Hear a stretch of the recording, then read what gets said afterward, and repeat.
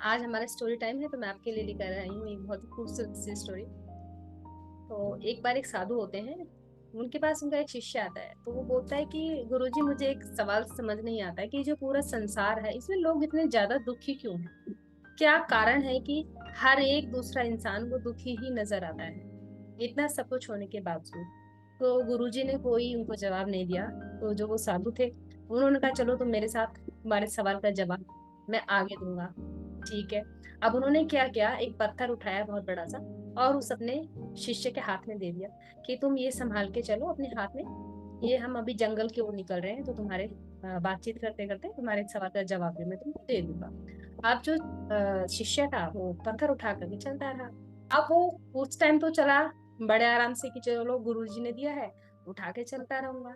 आगे जाते जाते वो थक गया, तो उसने कहा गुरुजी मेरा हाथ दुखने लगा, मेरे से उठाया नहीं जा रहा है। तो उन्होंने कहा कि चलो इसे थोड़ी देर तुम यहाँ रख दो। तो उसने वो रख दिया कि आप ठीक है, आप कैसे महसूस कर रहे हो। अब मैं बहुत रिलैक्स महसूस कर रहा हूँ। तो अब गुरुजी ने कहा कि तुम्हारे सवाल का यही जवाब है कि जो संसार है, संसार में लोग क्या करते हैं कि जो उनके पास दुख आते हैं ना, उन दुखों को वो एक साइड रखते ही नहीं है, अपने हाथ में, अपने दिमाग में उनको ढोए ढोए फिरते हैं। और होता क्या है, वो एक थक जाते हैं। उनको ये समझ ही नहीं आता है कि कोई भी चीज से स्टिक होना, उसके साथ चिपके रहने से सिर्फ और सिर्फ आपको उस दुख की वृद्धि ही होगी, वो दुख कभी भी कम नहीं होगा।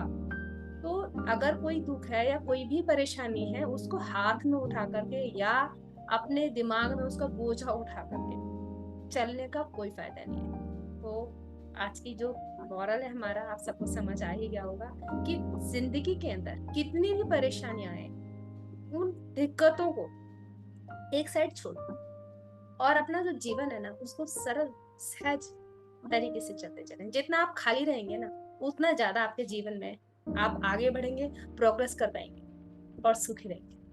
Thank you. Thank you so much.